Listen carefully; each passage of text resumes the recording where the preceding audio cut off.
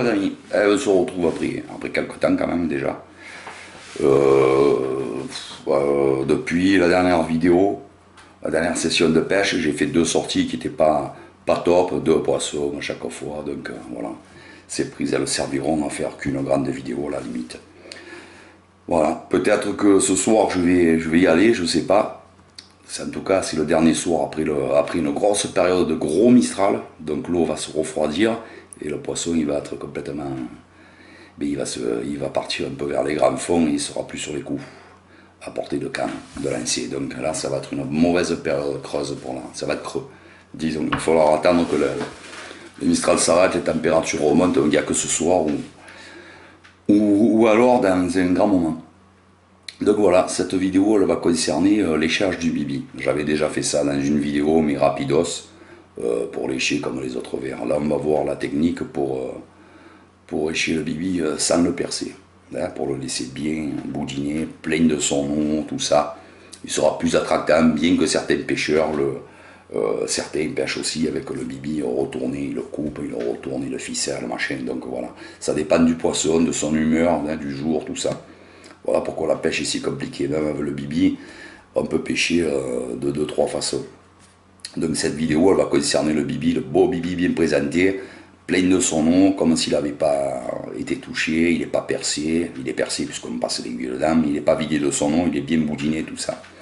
Voilà, allez, on se retrouve en plan rapproché, et vous allez voir comment on fait ça. Il y a 2 méthodes, dont une que je préfère, c'est celle de l'aiguille creuse. L'aiguille à bibi, elle a un petit anneau et quand même elle contrarie un peu le passage du bibi. Et au moment où on passe, on va vider un peu d'eau. Donc le plus nickel, c'est l'aiguille creuse. Vous allez voir en plan rapproché ces 2 aiguilles, ces 2 techniques et comment il faut procéder. Alors, on a 2 options pour le bibi, 2 options en aiguille. On a tout d'abord l'aiguille creuse à l'intérieur, creuse comme moi. Alors, je ne sais pas si on voit bien, hein, elle est creuse dedans. Celle-là, elle se finit par un biseau, mais c'est pas obligatoire, hein. On peut avoir une aiguille creuse avec 2 embouts normales, comme ça, sans biseau. Voilà, le biseau c'est un plus, il permet de mieux piquer, et elle est creuse à l'intérieur. Deuxième option, la véritable aiguille à bibi, fait pour ça. Pour moi, c'est pas mieux, je préfère l'autre. Voilà, l'aiguille à bibi, elle a un petit anneau à la fin, donc elle n'est pas creuse. Voilà, on voit bien ce petit anneau fermé. Et elle se termine par une pointe, tout simplement. Alors la première option, on va voir avec l'aiguille à bibi. On a notre bas de ligne, la boucle terminale qu'on va raccorder après à l'émerillon en graffe ou baril. On va passer notre bins dans la boucle.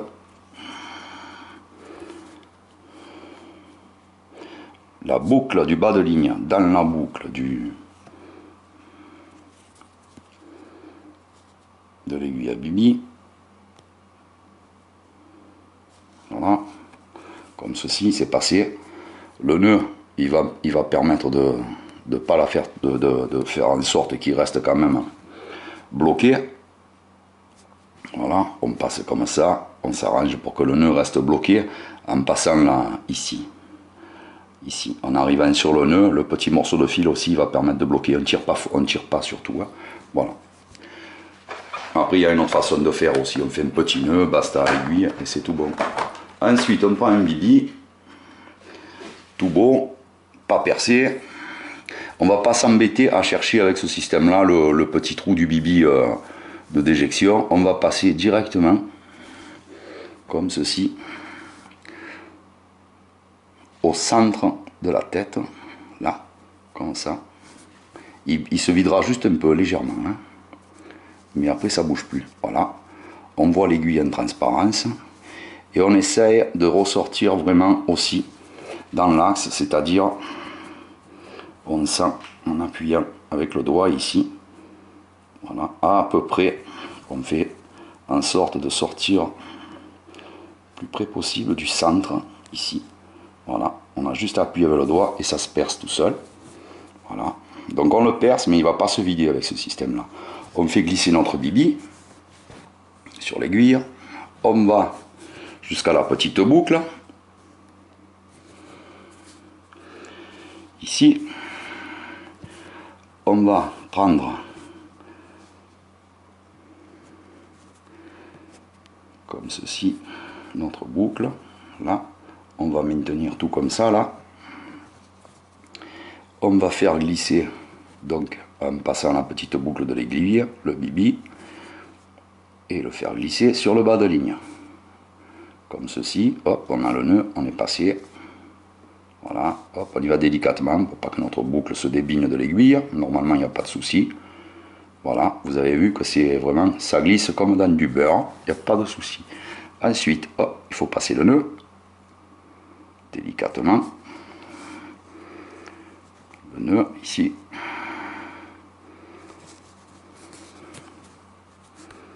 Voilà, ici un peu vidé, il y a une solution encore meilleure, on la voit après. Hein. Voilà. On fait glisser là, jusqu'à l'hameçon.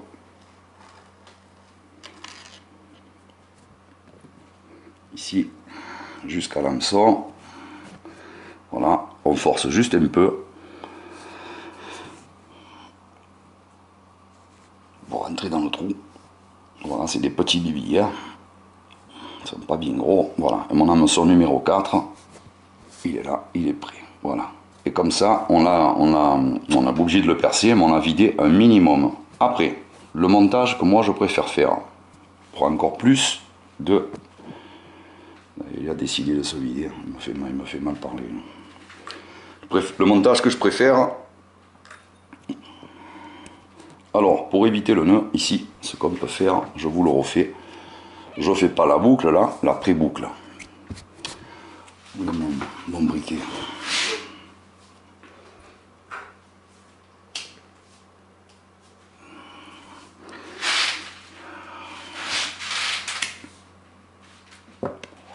Mon bas de ligne, il arrive là comme ceci. Je le laisse comme ça. Je vais le faire droit. Voilà.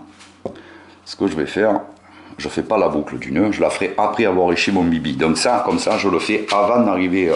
Je le fais, ça sera un des premiers appâts que je testerai. Maintenant, si j'ai 4 cannes que je teste 3 ou 4 appâts, c'est au départ que je testerai mon bibi. Rien ne m'empêche après un cours de session de réessayer. Mais comme il faut refaire la boucle mâchée, je commence déjà par ça. Ça me fait, en arrivant, moi j'ai mes cannes montées avec plomb, bille, hameçon. J'ai le plomb sur mes cannes, la bille et les merillons. J'ai pas les bas de ligne. En arrivant sur le poste, ensuite je pose mes bas de ligne. Voilà.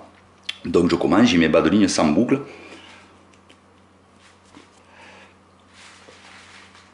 Et pour un passage plus fluide, je vais vous le faire comme ça. Je pensais que vous montrant avec la boucle, ça vous simplifierait le truc, mais c'est moins efficace.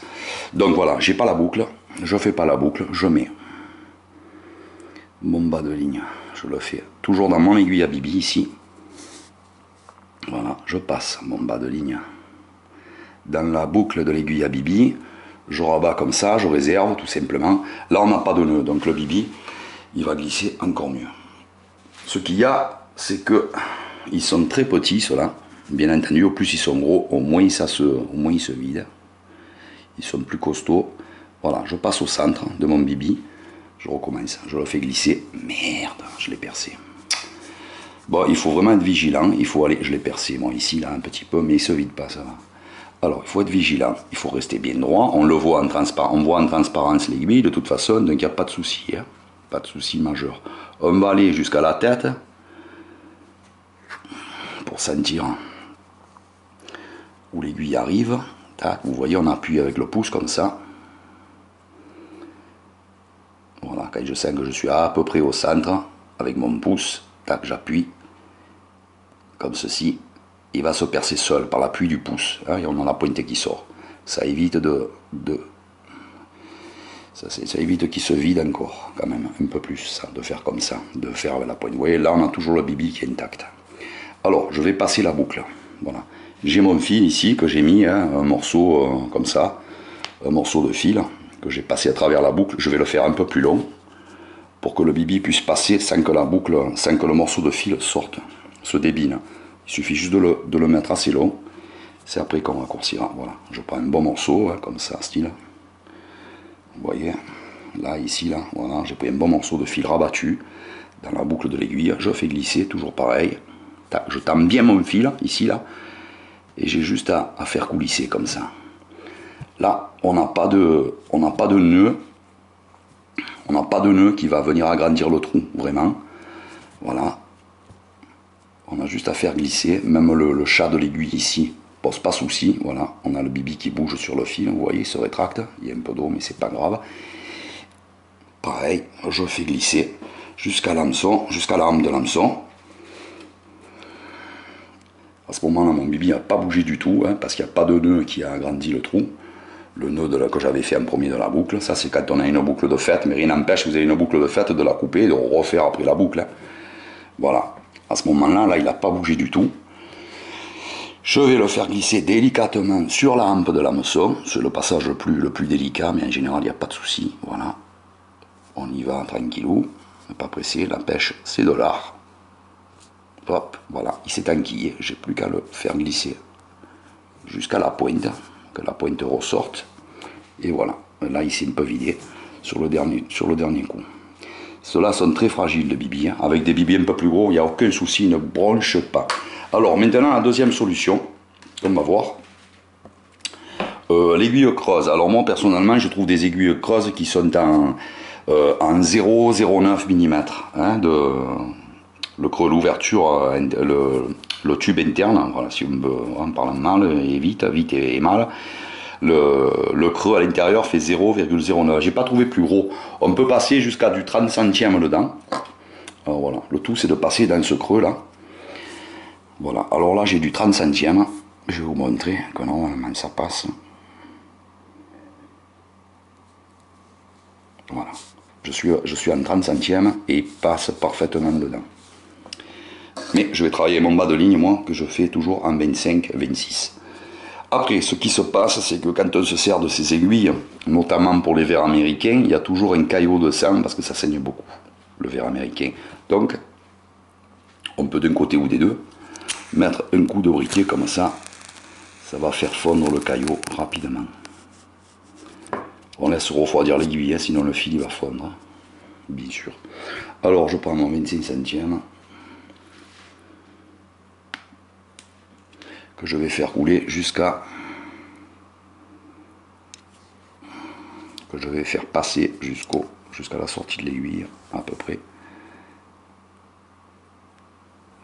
ici. Voilà, j'ai raté mon 25 centièmes ici, donc là c'est le côté. Là il n'est pas question de faire une boucle, bien sûr, on la fera au dernier moment. Voilà, je vais faire glisser jusqu'à l'autre extrémité de l'aiguille, mon 25. 30 maximum, hein, avec ces aiguilles là.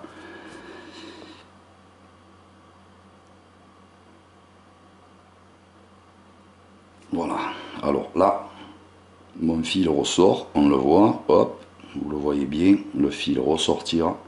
Si j'avais pas mis le coup de briquet pour nettoyer et faire fondre le caillot de sang qui obstruait l'aiguille, ben ça sort pas évidemment, hein. On met un coup de briquet, ça fond tout de suite, et là voilà, le fil sort, il n'y a pas de problème. Donc une fois qu'on est sorti de l'autre côté, on le ramène au bord, en laissant juste, même pas besoin de laisser un petit bout, hein, vous allez voir pourquoi. On peut le passer aussi après avoir mis le verre. Donc là maintenant je prends un bibi, voilà, je passe. Si vous trouvez le morceau, le bins là, le trou de déjection qui est là on le voit bien sur ce bibi, mais on va pas se prendre la tête, on va faire comme on a commencé, on passe au centre du bibi, on reste bien au centre, tchac, tchac, tchac, tchac, on essaie de sentir, là j'ai mon côté en biseau, hein, donc on sent avec le pouce le meilleur endroit où ça peut y aller, à peu près le centre, tac, on appuie, ah, d'accord, on n'appuie pas comme moi, comme un calu, si on se pique, hein, c'est celle en biseau, donc on se pique, voilà, à ce moment là, je fais ressortir mon bout de fil par le biseau de l'aiguille, ici, on le voit arriver, voilà, je le tiens pour pas que ça se débine, et je fais glisser mon bibi, je n'ai absolument rien qui va obstruer le passage jusqu'à l'hameçon. Voilà, le bibi il est totalement intact. Là à ce moment-là, je peux sortir le fil de mon aiguille. Voilà, l'aiguille ne sert plus à rien. Et on va aller jusqu'à la hampe de l'hameçon. Comme ça. Zut. Le bibi il glisse tout seul jusqu'à la hampe.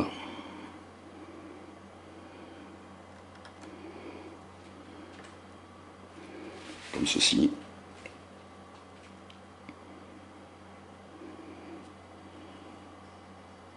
Voilà.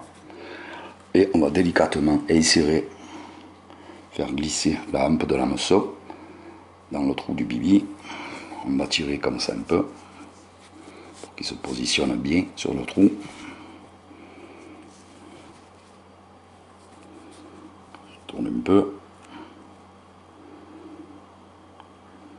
Voilà, en tournant il rentre sans forcer, on tourne, un petit peu, ensuite on peut y aller. Bon, voilà. Là on voit que notre bibi il n'a pas bronché. Alors je vous reprécise que ces bibis que j'ai là, ils sont hyper transparents, hyper fins, donc ils sont vraiment très fragiles. Avec des bibis normaux, je ne sais pas d'où ils viennent ceux-là, hein. Ils sont censés devenir de Méditerranée, hein. Ils sont vraiment très fragiles.